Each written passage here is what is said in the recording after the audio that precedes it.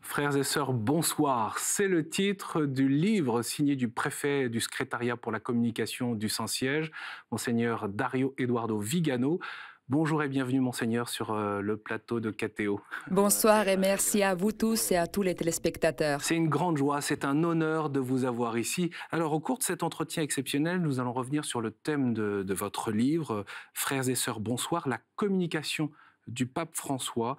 Je vous cite, cette quatrième de couverture. Avec l'arrivée du pape François, eh bien, nous devenons les observateurs privilégiés d'une extraordinaire communication, coup de téléphone à l'improviste, visite surprise, changement de programme et discours improvisés à désespérer les vaticanistes. Ensemble, nous allons chercher à comprendre eh bien, quelle est la nature de cette communication, quel est aussi le contenu de la communication, bien sûr, et en quoi, pour vous, cela représente une révolution. Mais avant de commencer, peut-être, je vous propose de revoir les premiers instants du pontificat du pape François, les premières images diffusées partout dans le monde. On regarde. E adesso incominciamo questo cammino, vescovo e popolo, questo cammino della Chiesa di Roma, che è quella che presiede nella carità tutte le chiese, un cammino di fratellanza, d'amore, di fiducia fra noi. Preghiamo sempre per noi, l'uno per l'altro. Preghiamo per tutto il mondo, perché ci sia una grande fratellanza.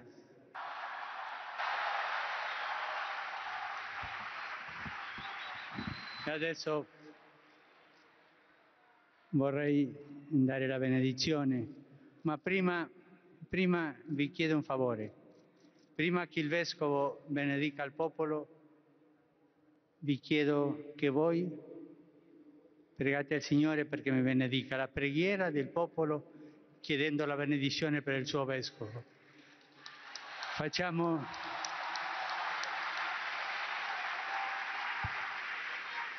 in silenzio questa preghiera di voi su di me.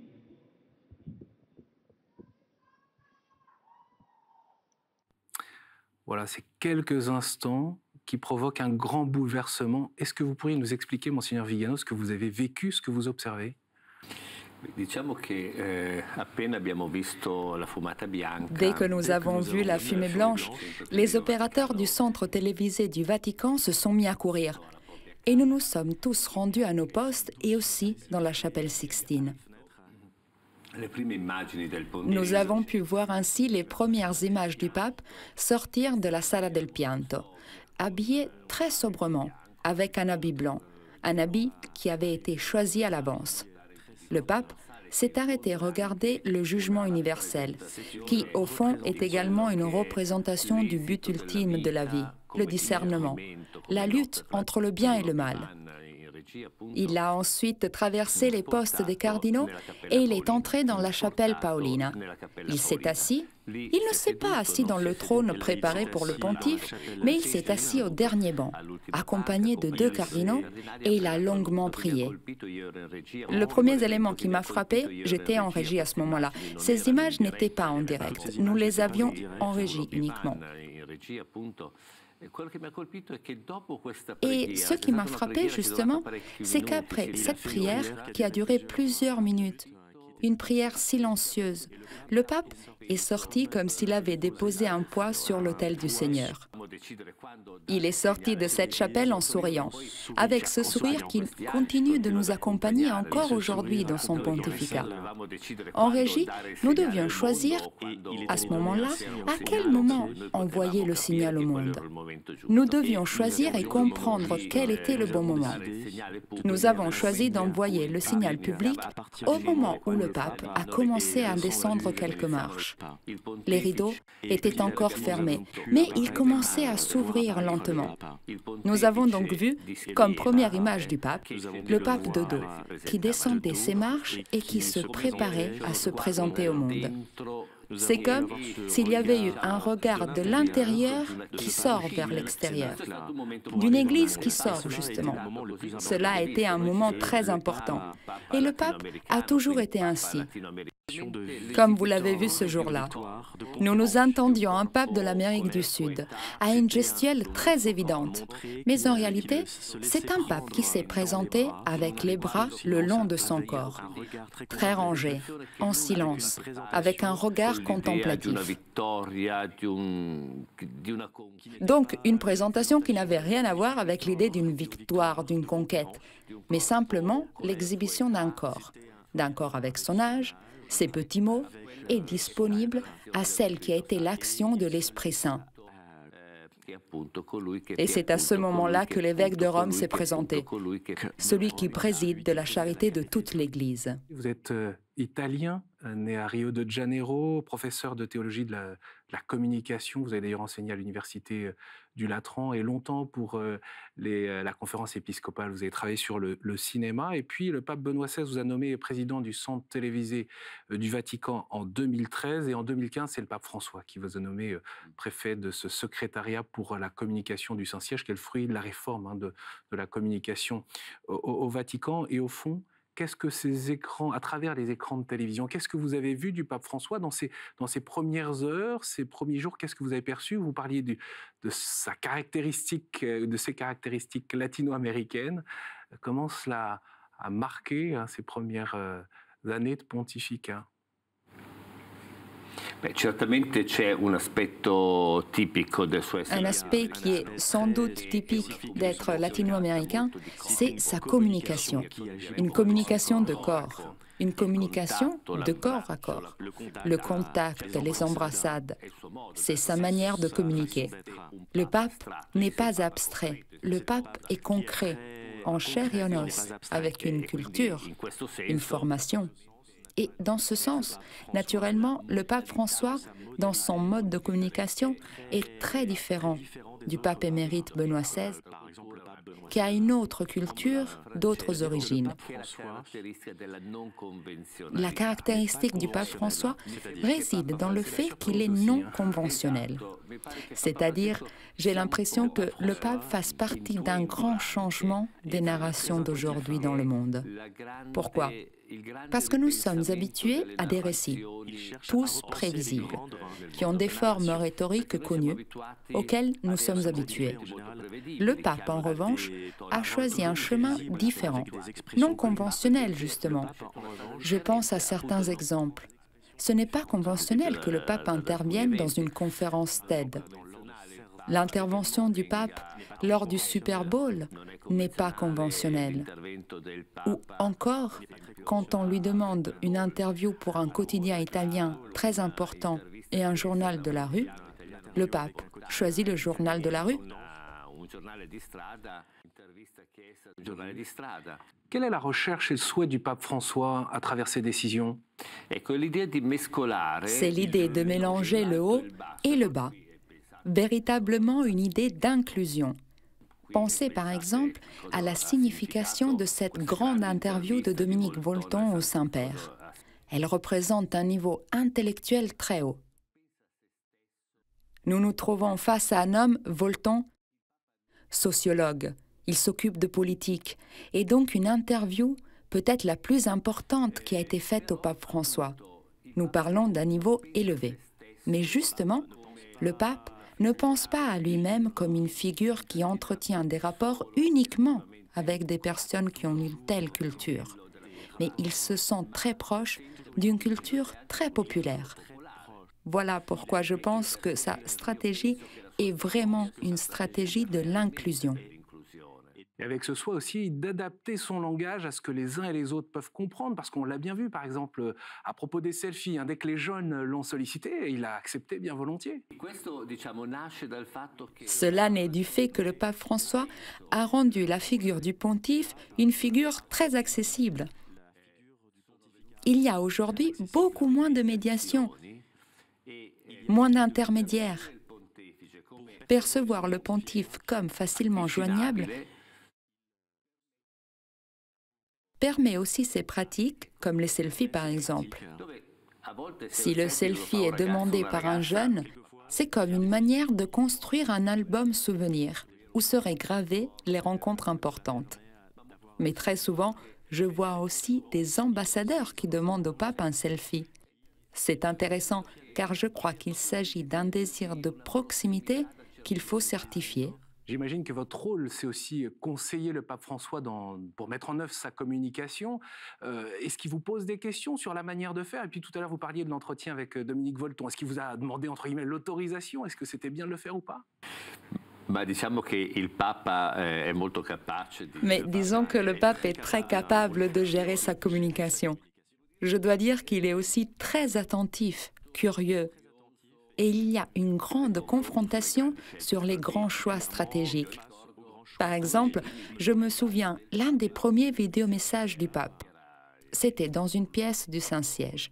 Et au moment même où le pape commence à parler, les cloches commencent à sonner. C'était un moment très difficile car c'était les premiers jours, peut-être les premiers mois. Et comment peut-on dire au pape « arrêtons-nous » ? C'est le pape. Nous avions encore la perception d'un pontife qui est un homme auquel on accède via de nombreux intermédiaires. Et donc, je ne savais pas si je devais l'interrompre ou le laisser poursuivre.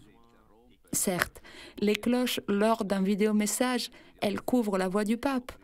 Alors, en prenant un peu de courage, je lui ai dit « Écoutez, Saint-Père, nous devons nous arrêter. Nous devons recommencer. » Une dizaine de minutes s'est passée et dans ces 10 minutes, il a posé plusieurs questions.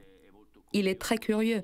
Par exemple, quand nous avons lancé Instagram, il a voulu savoir ce que c'était, comment ça marchait. Très souvent, nous le tenons au courant des statistiques de Twitter. C'est un homme qui, comme il se définit lui-même, est un grand-père, mais qui reste très attentif au monde contemporain, car les hommes et les femmes qu'il rencontre sont les hommes et les femmes qui vivent aujourd'hui. Vous parliez de vidéo-messages, des messages vidéo. C'est vrai que le pape François les multiplie à travers le monde. C'est une manière d'être présent et de s'adresser à beaucoup de personnes, mais on est du coup dans l'absolu contraire du principe de la parole rare, dont on parle beaucoup en communication politique. C'est vrai, et ce risque peut exister.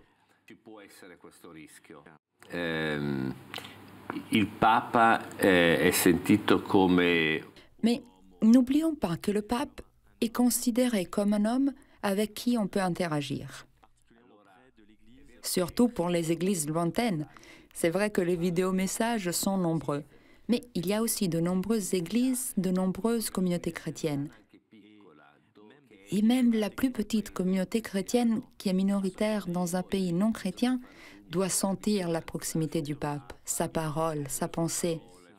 Donc, je crois qu'il représente un risque si on parle de politique. Mais ce n'est pas un risque dans la logique qui lie les événements à partir d'une vision spirituelle. Vous parliez, Monseigneur, de ce désir de contact. Je voudrais qu'on y revienne un petit peu parce que c'est vrai que ça a été assez surprenant à partir de mars 2013 de voir le pape François aller à la rencontre des personnes. Il se passe quelque chose de très particulier, c'est une émotion très forte.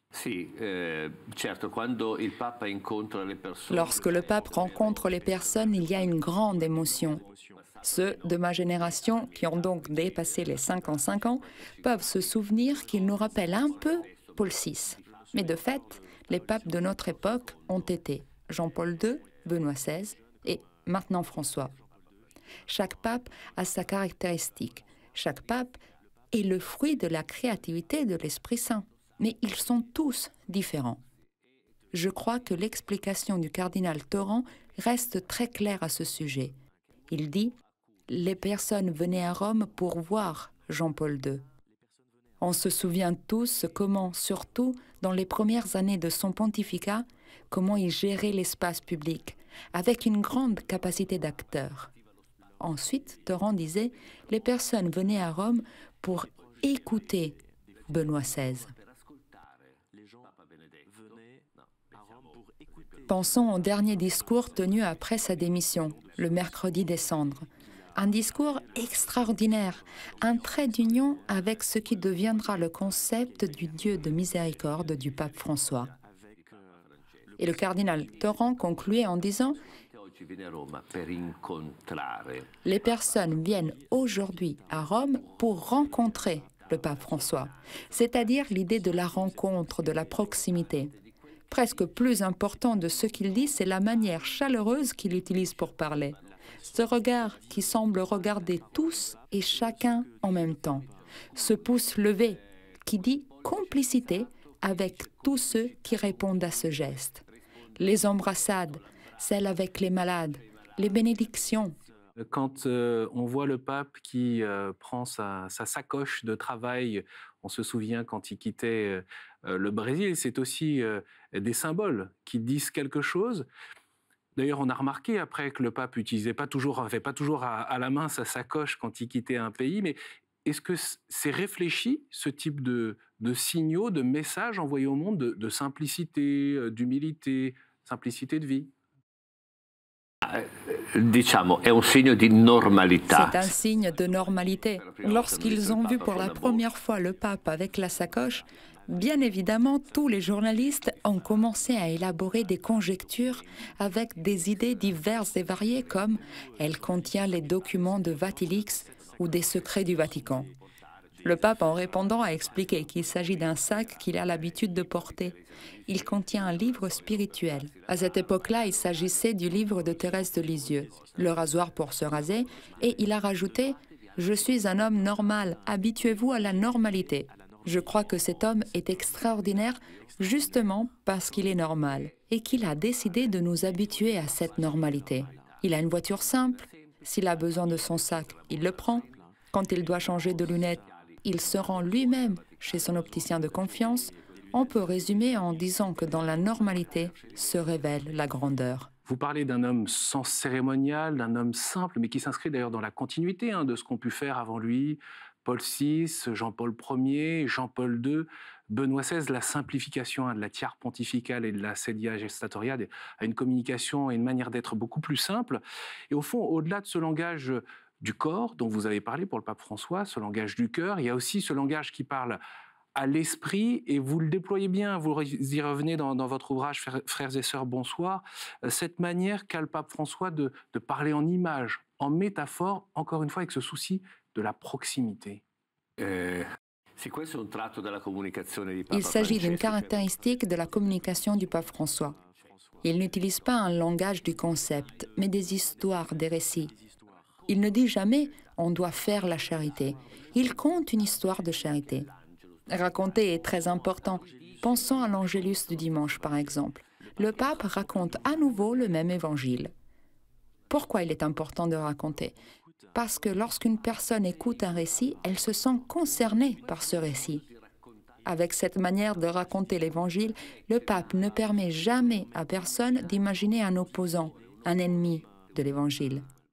Donc, s'il élimine cet aspect dans le récit, tous ceux qui écoutent se sentent concernés par cet évangile, car chaque personne, indépendamment de ce qu'elle vit, se dit « cet évangile vaut aussi pour moi. Cette parole de Jésus s'adresse à moi aussi. Je ne suis pas exclu de l'évangile de la miséricorde, de l'évangile de la joie. » Monseigneur, comment concilier un langage compris par nos contemporains, donc qui reste simple, et en même temps sans perdre la complexité réelle du message? Comment ne pas tomber dans le simplisme, au fond? On peut utiliser les mots qui touchent le cœur lorsque nos paroles naissent d'un profond silence de contemplation du mystère de Dieu. Je peux raconter Dieu uniquement en témoignant de mon expérience personnelle de Dieu. Donc c'est important ce que le pape nous rappelle. D'ailleurs, il nous le rappelle aussi dans Evangelii Gaudium quand il parle de l'homélie. Il n'existe pas de projet pastoral qui transforme le cœur des personnes ou qui évangélise. Ce n'est que le charme du témoignage. Et n'oublions pas que, même si le pape reste simple, sa structure est très complexe. J'aime cette image où le pape François est comme un système Mac, système complexe, interface simple. La communication, ou plutôt les messages du pape François font le tour du monde, ils font la une des journaux, et vous le redisez dans votre ouvrage, le pape François a été désigné comme homme de l'année ou homme de tel ou tel magazine. Il y a aussi parfois des gens qui sont choqués, qui sont secoués par la communication du pape François ou par son contenu. Et c'est vrai que, et vous le citez aussi quand il parle parfois des prêtres, des religieuses, il a des expressions qui viennent remuer un peu le tréfonds. Alors, et c'est pour quelles raisons? Et on a parlé de catho-bashing à certains moments. Quelle est l'intention du pape François?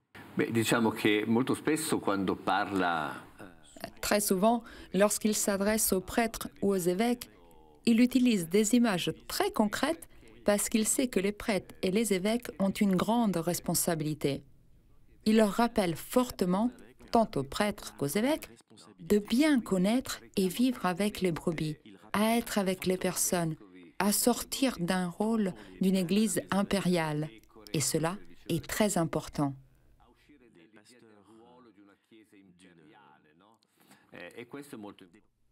Différente l'autre question.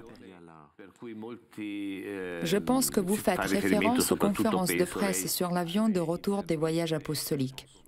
Dans la communication, il n'existe pas de règles. Il y a des risques qui doivent être assumés avec une grande attention. Le pape ne choisit pas les questions, il me semble. Elles ne sont pas préparées. Mais il se rend disponible avec un style de grande sincérité. Lorsqu'il ne connaît pas quelque chose, il dit « Cette chose, je ne la connais pas. Je dois étudier, je dois demander à mes collaborateurs. » Et cela ne le rend pas moins pape. Ça le rend un pape plus vrai, selon moi. Il y a une manière différente de dire les choses, mais il y a une grande continuité entre tous les pontificats. N'oublions pas que le pape n'est pas choisi par un groupe de personnes selon une stratégie. Les papes sont déjà choisis. C'est l'Esprit de Dieu qui les choisit. Les cardinaux doivent discerner pour comprendre lequel d'entre eux a été choisi par Dieu comme pontife. Nous devons sortir un peu de la logique des lectures d'entreprise comme si le pape avait été nommé comme administrateur délégué. Il n'existe aucune nomination. Il y a une élection. Comme une mise au monde de l'esprit. Il naît de l'intérieur en obéissance à l'esprit. Il y a donc une grande unité. Il ne peut jamais y avoir de contradiction. Au fond, nous voyons qu'aujourd'hui, à 500, 600, 700 ans d'écart, nous entrons dans une grande continuité d'enseignement, même quand l'Église était très différente de celle d'aujourd'hui. L'Église d'aujourd'hui est paradoxalement très convertie à l'Évangile. Pensons par exemple quand les papes étaient des princes, quand ils avaient des cours, des domaines, lorsqu'ils chassaient. C'était une Église très mondaine, et malgré cela, il n'y a jamais dans l'histoire un enseignement qui soit contradictoire, car ces parties de vérité qui ont émergé au cours de l'histoire sont guidées par l'Esprit de Dieu. La manière du pape François de s'exprimer, on voit bien, ça fait cheminer beaucoup ceux qui sont à l'extérieur de l'Église, mais aussi à l'intérieur, et on l'a dit tout à l'heure, ça secoue beaucoup. Je voudrais qu'on revienne sur cet épisode du synode sur la famille que vous avez peu évoqué dans votre ouvrage, où le pape François a parlé de parésie en parlant au père synodaux. Voilà, il faut s'exprimer librement, dire vraiment ce qu'on pense, et on a bien vu que ce parler vrai a aussi semé le trouble dans l'Église, peut-être a semé un peu de confusion. Comment vous l'analysez ça? Comment vous le comprenez? Et comment lui-même d'ailleurs évalue sa méthode? Le pape utilise des images. Je pense, par exemple, nous ne pouvons pas être des chrétiens de salon. Nous ne pouvons pas rester regardés par la fenêtre. C'est mieux une église blessée qu'une église de musée. Tout cela pour dire que l'Évangile a une force tellement explosive, tellement fascinante, que l'on ne peut pas s'éloigner de l'Évangile. N'oublions pas que la parole de l'Évangile est une parole tranchante. Lorsque l'Évangile dit « Donnez à César ce qu'est de César, donnez à Dieu ce qu'est de Dieu », signifie reconnaître justement qu'il y a un primat de Dieu dans l'histoire. Je crois alors que c'est sa manière de dire l'importance du charme de l'Évangile, car il a été lui-même conquis par l'Évangile. Cette manière de parler peut créer quelques difficultés de compréhension. Et je vois ici la responsabilité des laïcs catholiques, des prêtres, des évêques. Car nous tous, nous vivons à l'intérieur de cette obéissance au ministère de Saint-Pierre, c'est-à-dire à l'évêque de Rome. Nous ne sommes pas appelés à exprimer des opinions personnelles. Nous sommes appelés à écouter et à bien comprendre ce que dit le pape. Et puis, à nous rendre responsables pour que la richesse de ce magistère puisse rencontrer chaque homme et chaque femme. Monseigneur, on voit bien, et c'est étonnant, que la parole et les gestes du pape François font le tour du monde. Dans certaines parties du monde, des continents, la foi chrétienne est parfois rejetée, ou parfois sur des terres qui sont, où les chrétiens sont très peu nombreux, ou parfois où il y a des oppositions. Au fond, quel est l'enjeu autour de la communication par rapport à l'évangélisation à travers le monde, et dans quelle mesure cette communication efficace du pape François contribue à cette évangélisation, à l'annonce de l'évangile à travers le monde? Le pape n'est pas un super-héros. Il est appelé à tenir ensemble une Église catholique, c'est-à-dire qu'elle a de nombreuses couleurs, mais à l'intérieur d'un grand arc-en-ciel. Nous pouvons parler d'un ensemble de différences. Et c'est très intéressant ce que dit le pape. L'image la plus importante de l'unité n'est pas la sphère, mais le polyèdre. Car le polyèdre tient ensemble la différence de ses facettes. Par exemple, l'expression de l'Église africaine est très différente de celle de l'Église asiatique, de celle européenne. Mais ensemble, ces facettes sont unies. Telle est la catholicité de l'Église.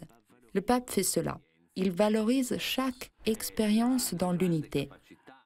La grande capacité des églises locales qui, en regardant l'évêque de Rome, se mettent en mouvement sans peur de perdre des positions de pouvoir ou qui sait quel privilège.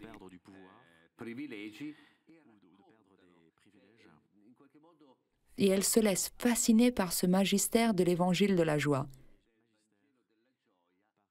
Et elles peuvent le raconter dans leur propre manière spécifique aux hommes et aux femmes qu'elles rencontrent dans le monde. J'imagine que ça ne doit pas être reposant d'être le premier responsable de la communication du Saint-Siège et puis celle du pape François. L'emploi du temps de celui du pape n'est sans doute pas reposant. Le mien, je crois comme le vôtre. Vous avez une grande responsabilité pour raconter combien est fascinante l'expérience d'être croyant dans l'Église catholique, qui n'est pas une Église homologuée, mais c'est une Église faite de différences, mais qui s'est restée unie. Merci beaucoup, Monseigneur Vigano, d'avoir accepté notre invitation. Je rappelle le titre de votre ouvrage, Frères et sœurs, bonsoir, la communication du pape François, une révolution, publié chez Bayard. Merci beaucoup, Monseigneur. Merci à vous tous. Et puis, bien sûr, vous pouvez retrouver cet entretien sur le site internet de KTO. À très bientôt.